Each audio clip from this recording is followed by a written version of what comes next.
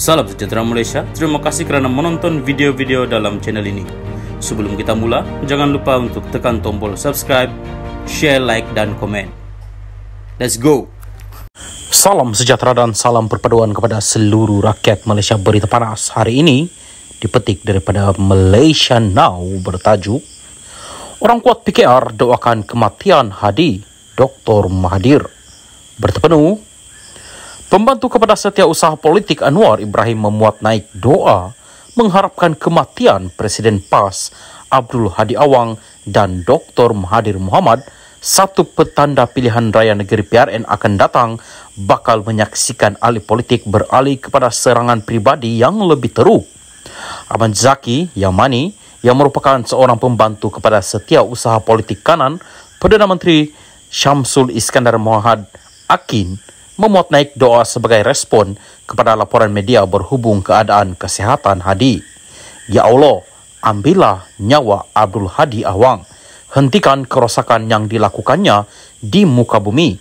Hentikan fitnah yang dibawanya terhadap agamamu.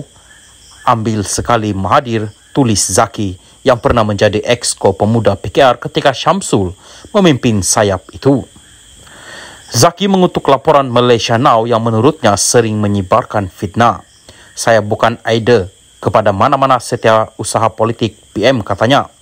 Zaki juga dilihat mempertahankan kenyataannya apabila beberapa pengguna mempersoalkan kirimannya, sebaliknya menyuruh mereka memberikan dalil yang melarang seseorang daripada mendoakan kematian orang lain. Apabila diberitahu bahawa tiada apa-apa dalil yang membenarkan kelakuannya, Zaki berkata kematian Hadi akan menghentikan hujah-hujah politik beliau yang memecah belah umat. Apakah berterusan hidup Abdul Hadi Awang akan membawa manfaat kepada umat? Soal Zaki.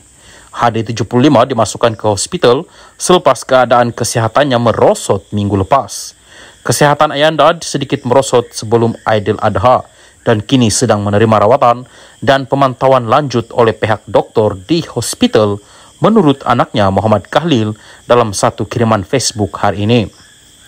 Pada 2017, pemimpin PAS yang juga ahli parlimen Marang itu menjalani pembedahan penggantian injap jantung di Institut Jantung Negara. Salam sejahtera dan salam perpaduan kepada seluruh rakyat Malaysia. Berita panas malam ini bertajuk Tak sokong PAS, musuh Islam. Pemimpin PAS kena jawab ini, PM. Berita penuh, Perdana Menteri Datuk Seri Anwar Ibrahim meminta pemimpin mahupun Dewan Ulama PAS untuk membetulkan beberapa kenyataan dikeluarkan penceramah bebas yang menyentuh sensitiviti umat Islam sebelum ini.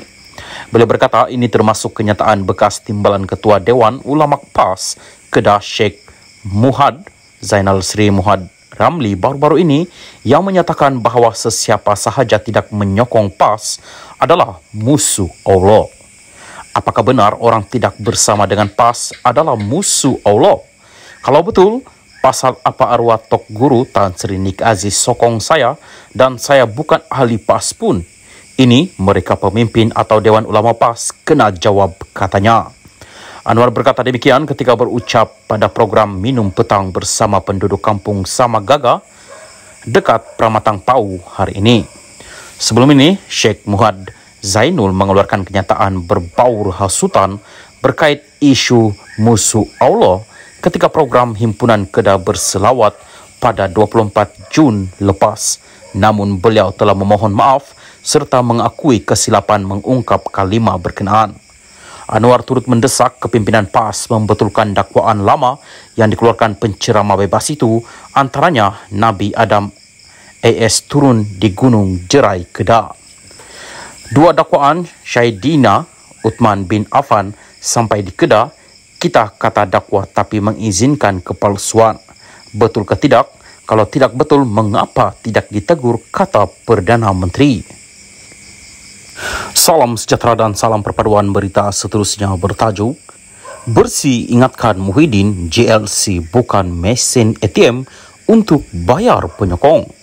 Berita penuh, Kumpulan Reformasi Pilihan Raya Bersih mengingatkan pengurusi Perikatan Nasional PN Muhyiddin Yassin bahawa syarikat berkaitan kerajaan JLC bukan mesin ATM untuk membayar gaji penyokong setianya.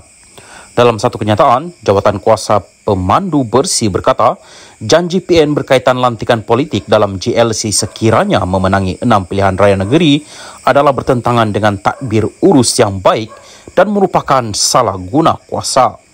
GLC ialah syarikat yang wujud untuk memelihara dan mengembangkan kekayaan awam dan bukan mesin ATM parti politik untuk meletakkan penyokong setiap parti dalam senerai gaji negeri. Dalam mengisytiharkan hasratnya secara terbuka, kami juga tertanya-tanya sama ada ia satu bentuk pembelian undi untuk mendapatkan sokongan kumpulan tertentu, katanya. Bersih berkata demikian mengulas janji Muhyiddin untuk melakukan pelantikan politik dalam GLC jika gabungan itu memenangi pilihan raya negeri akan datang. Awal minggu ini, Muhyiddin dilaporkan berkata PN bersedia membentuk kerajaan di semua 6 negeri jika memenangi pilihan raya dan telah memperuntukkan jawatan pentadbiran termasuk ketua GLC negeri.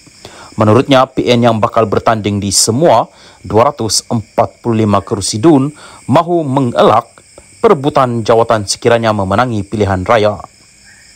Mengenai kemungkinan tindak balas yang timbul akibat lantikan ahli politik ke GLC, Muhyiddin berkata kerajaan PH juga melakukan perkara yang sama. Bersih berkata, naungan politik seumpama itu telah menjadi sebahagian daripada budaya politik Malaysia dan setiap kerajaan termasuk kerajaan perpaduan sekarang juga melakukan hal sama. Bersih telah konsisten sebagai pemerhati dan kumpulan pendesak di semua pentadbiran yang berbeza sepanjang tahun bahawa ahli politik yang merupakan wakil rakyat tidak harus dilantik ke GLC kerana tanggungjawab utama mereka adalah kepada pengundi mereka dan menjadi penggubal undang-undang dan bukan sebagai pengarah syarikat. Bagi ahli politik yang bukan wakil rakyat pula, kita mesti menyediakan proses yang jelas dan ketat untuk memastikan ketulusan dan hanya individu berkelayakan yang sesuai dilantik kerana mereka diamanahkan dengan asid awam, tegasnya.